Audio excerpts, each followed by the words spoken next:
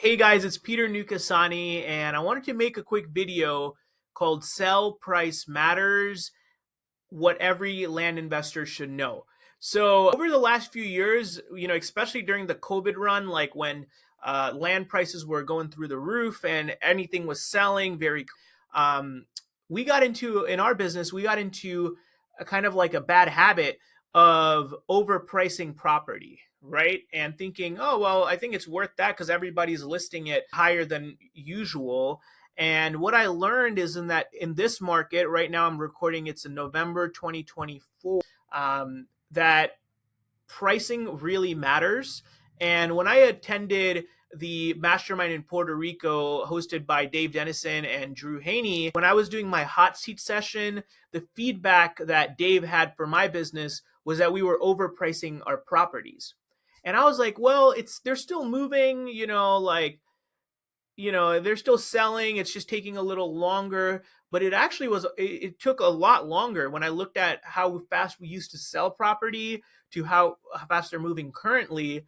And one thing was, it was based on the increase in price that we had. So I learned that really simple lesson, and it makes perfect sense that pricing really matters. And, one of my good friends, Chris Johnson, he sells a lot of his properties that are mid five figures, mostly through Facebook and other channels, and he moves them remarkably fast. And, I remember him telling me one time that he was looking at some listings and then we were talking about them and he's like, oh, these guys are all overpriced.